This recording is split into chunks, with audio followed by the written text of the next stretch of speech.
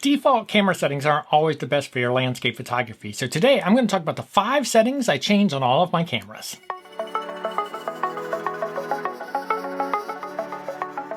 It's easy to get overwhelmed with all the settings that the camera has on it. Whether you're new to landscape photography, or maybe even if you've been doing it for a while, you just haven't had the time to dig in and figure out what each and every little setting does. There's little variances, there's little nuances. It can just get overwhelming to the point that you might just start heading out in the field with the default settings, assuming it's going to work well enough for you. Well, in this video, I'm going to talk about the 5 settings I change on all of my cameras to help get you started with making some changes from the defaults to help make you more successful with your landscape photography. Now, I'm going to be using a Nikon camera, the Nikon Z5 II, as I walk through some of these menus and where you change them. But the things I change exist on all cameras. So even though this is sort of going to be demonstrated on a Nikon camera, you can still use the information in this video to sort of look up in your camera manual how to change the same setting on your camera. Because whether you're shooting with a Nikon or a Canon or a Sony or a Fuji or any other camera brand, the 5 settings, these 5 things I like to change, you're going to probably change on any one of the camera brands. Just the menu is going to be a little bit different than what you're seeing today. So I think this video will still be helpful to you, but if you're shooting with a Nikon, these menus should match up with what you're seeing on the Nikon mirrorless system. So with that, let's dive in. Now, the first thing I'm going to change on any camera I get is I'm going to change its capture mode from capturing in JPEG files to RAW files. And I've done a video on the difference between RAW and JPEG files and why I think RAW is better. But in short, the RAW file just contains so much more data from what you're capturing, the scene that you're capturing, that it gives you a lot more flexibility in editing. For example, if you're trying to capture a high dynamic range image where you've got some bright highlights and you've got some dark shadows, RAW will let you sort of capture it in one shot within reason, and you'll be able to have the flexibility to bring those shadows up a little bit without losing a lot of detail or introducing a lot of noise. Whereas JPEG, how the camera comes configured by default, the camera is applying a picture profile to it. So that picture profile is getting sort of baked in there, and maybe it's set to high contrast and it's causing less flexibility to what you can do because it's darkening those darks and brightening those brights, and it's sort of baking it into the file. Because once it creates that JPEG, it's sort of discarding the data it doesn't need, because it's like, I've already put this picture profile on it, I'm compressing it down, I can discard the stuff I don't want.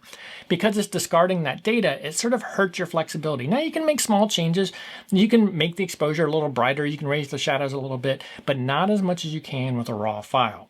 So that's why I switched to RAW shooting. Again, I've got a video on that and I'll link to it down in the description below. But on the Nikon, to make that setting change, it's underneath the photo shooting menu. So you just click menu on the back of the camera, you go into the photo shooting menu and you scroll down to image quality, and you are just going to choose the RAW option from there. And this will make it so that anytime you take a picture, it's going to capture it in the RAW image format. Now, if you're a little nervous about that because you haven't done RAW files before or it makes you nervous, there is an option to capture RAW plus JPEG. And I think that's a fine option, especially when you're just getting started because you're nervous. What if you don't feel like editing a RAW file, or you're confused, or you don't know what to do? Sometimes the JPEG will look better straight out of camera because it is applying some edits to the file based on that picture profile. So if you want to do RAW plus JPEG, that's fine. But for me, I set mine just to RAW, and I leave it at that. Now, one note about photographing RAW is it does mean you're going to have to do some edits to your file. That RAW file is really just a set of data. Nothing really stylistic has been applied to that file. So when you get it into your photo editing software, you're going to need to introduce some contrast to it. You're going to need to do some sharpening in order to get it to look like the JPEG would out of the camera. But because of the flexibility it gives you as you progress with your landscape photography, it really gives you all that editing flexibility that you're going to want, and it makes sure you come back home with all the data you could possibly capture from when you're out on scene. Okay, the next thing I change on my camera is the focus area. When you get a new camera, it's going to default to using an autofocus area where it's going to give you lots of little points, and it's going to try to pick what you want and focus automatically, and it's generally a larger area. What I like to do is I like to use single point focus, or in some cameras you can even set pinpoint autofocus. And what that's going to do is it's going to tell you what your camera is focusing on. I prefer single point, and what that does is it lets me place and position the focus point exactly where I want it. So as landscape photographers, we're pretty picky about where we want our focus point. We look at a scene, we determine how much do we have in the foreground, what focal length am I using, and where do I need to put the focus point to keep things in focus. A lot of times the rule of thumb is get that focus point about 1/3 of the way into the scene. You're probably doing pretty good. That's a really high level. There's lots of exceptions to that, but the case remains that no matter what, you want to know where you're putting that focus point. So I like to use single point point focus, and I can put it right where I want it. Maybe I'm put it on the edge of a rock or edge of a branch. If I'm focus stacking and doing manual focus stack, I want to have precise control of what elements of the picture I'm focusing on as I work my way through the frame. So this is another setting I always change. I change from the auto area, autofocus into single point. And the way you do that, again, we're going to come back into the photo shooting menu, same place we were in to do RAW versus JPEG. We're going to scroll down. So we keep scrolling down here. We come into AF area mode. We come in here. I'm going to scroll up and we are going to go to single point AF. You can see I also have a pinpoint option, and that's a valid option as well. I've just sort of grown into the habit of using single point, so that's what I set it to.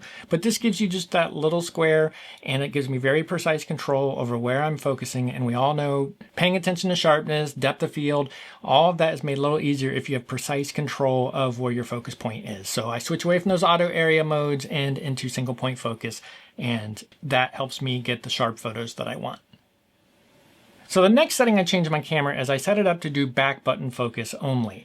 Now let's first just talk a little bit about what back button focus is. I'm going to do a high level overview here. I do have a video that talks all about back button focus, which I'll link to down in the description below.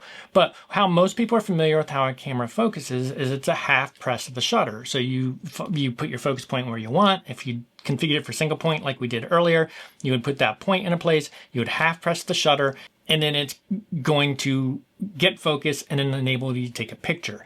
Now Nikon cameras, they also have an AF on button on the back, and you can also focus by getting your focus point where you want, press the AF on button, and it'll get focus, and then you can take your picture. Now what I like to do is purely use back button focus, and what that is it stays mapped, focus stays mapped to that button, that AF on button on the back of the camera, but I remove it, I take it off that the half shutter press does not get focus. Now, why would I want to do that? Well, think about if it's a low light situation. Sometimes the autofocus will hunt a little bit. It takes you a little bit to get the focus exactly what you want, where you want. And you really, once you get it set, you just want it to stay there. You might be photographing sunrise, so you're getting several shots. Once you get that focus, you don't want it to change. Well, if you remove the autofocus off of the half press of the shutter button, that keeps you from accidentally having the camera try to go get focus again. So that's why I move it. Another situation where it can be handy is if you've got something moving in front of the scene and you're trying to focus on something just beyond, and if you're half pressing the shutter, that piece of grass comes across and it grabs focus on it, and then you miss focus for the rest. If I set my camera up to just do back button focus, my shutter is decoupled from the focus operation, and my camera is only focusing when I press the button on the back, the AF on button on the back of the camera.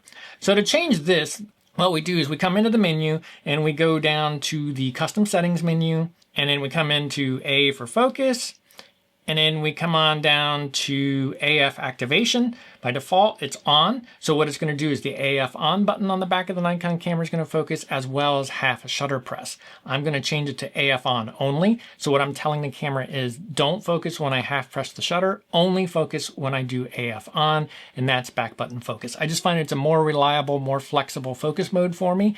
It takes a little bit of getting used to, but like I said, I find it very beneficial to my landscape photography. Like I said, I've done a longer video on this. I'll link to that down in the description below if you're curious more about the pros and cons of back button focus.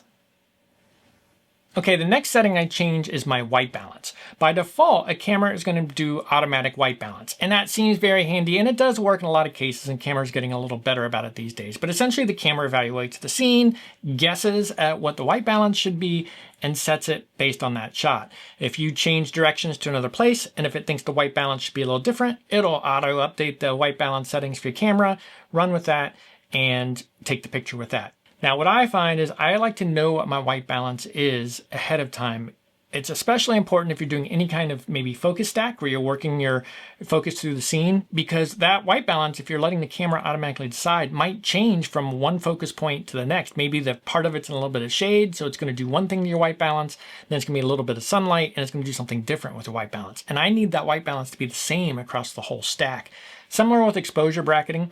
If you're doing exposure bracketing and your camera just happens to change the white balance temperature between the brackets, you'll get this mismatch of white balance settings. So what I do is I like to set my white balance, and I'm able to get away with that because I'm photographing in RAW, the thing I changed in the first step, you can actually change the white balance in your post-processing software very easily. You can warm things up, you can cool things down, And because we have all of that data, that white balance is not baked into the file. If you're photographing JPEG, that white balance starts to get baked into the file and it's a little harder to change. So this setting is very helpful when used with raw file format so that you have the flexibility to change it as you need. Now, where you change this is, again, we're back into the photo shooting menu. We're going to scroll down to the white balance section. By default, it's an auto.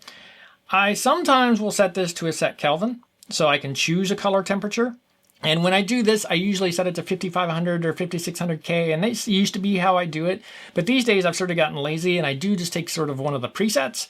And the one I usually go with is direct sunlight, which is represented by the little sun, and that puts you right in that 5500 to 5600K range too. The important thing is that you have a set consistent white balance, so if you are doing those multiple images, those focus stacks, those exposure bracketing, or even if you're just trying to put together a cohesive piece of work in the same area. Maybe you're photographing some leaves over here and some rocks over here, and it was the same scene, the same location, same environment, and you want your white balance to match across. It's just so much easier if you're starting from a set white balance. So I do recommend you move away from an automatic white balance to something that you set, and that way things are consistent across multiple frames or where you're working currently.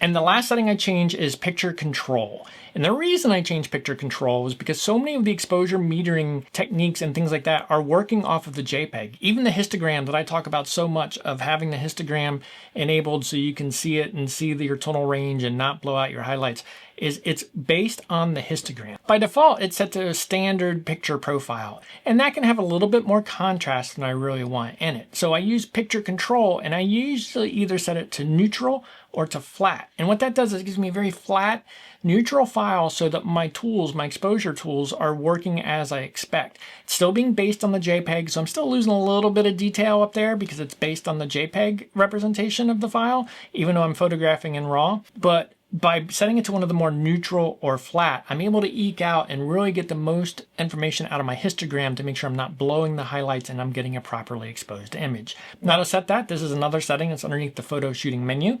And we just scroll down to set picture control. Set to standard here. I want it to be a little flatter, a little more neutral. So there's a neutral. And this used to be what I used, but I have recently switched over to flat, which is even more flat, even more even. Now, I highly recommend doing either neutral or flat. The downside of using something like flat is it's going to cause your pictures in the back of the LCD to look flat. So you might look at a scene that you're seeing with your eyes, it looks great, and if you've got this set to flat, some photographers will find that sort of demoralizing because you're like, why does this picture not look great? And they'll have a hard time being creative because the flat profile is making their scene look pretty flat. So if you find yourself struggling with that, it's fine to go ahead and use neutral and give a little bit more contrast to it, a little bit more pleasing image. But I do recommend using one of those less contrasty images. For example, I would not recommend going out and setting it to landscape. That's going to give you a saturated, higher contrast image, which will influence how your histogram and how some of your exposure metering tools work. So I've been using flat most recently. I used to use neutral. Like I said, if you find flat being too muted, too uninteresting, you can bump it to neutral and still get some of the benefits of more accurate exposure controls and so on from there. So those are the 5 settings I change on a camera to get started right out of the gate. I think they're good for beginners to make sure you're sort of getting started on the right foot without getting overwhelmed with all the features and changes you can make. Some of the things I change on my camera are things I change on the camera because they fit my style and they may not fit your style. But those 5 settings I think help start you off on the right foot with a camera. And even if you've been doing this for a while, maybe you've just got a brand new camera, I think setting those 5 settings help you get started with that new camera while you sort of learn the nuances of it and what else you want to change and what you don't want to change. Now, like I said, I change more settings than that, and I have done a video on how I fully configure a Nikon camera for landscape photography. I will link to that video down in the description below, and you're welcome to check that out where I dive in even more settings I change, including how I set up some of my buttons and how I set up my quick menus so that certain settings are even faster to access. You might find that useful as well. So how about you? If you've been doing this for a while, what do you change? What's one of the first things you change on the camera and make sure it's configured to do that I haven't covered? Let me know down in the comments below. Maybe I'll pick something up. Anyways, I hope this video has been helpful. I'm going to link to a couple other videos that I think will help you as well. And thank you for watching.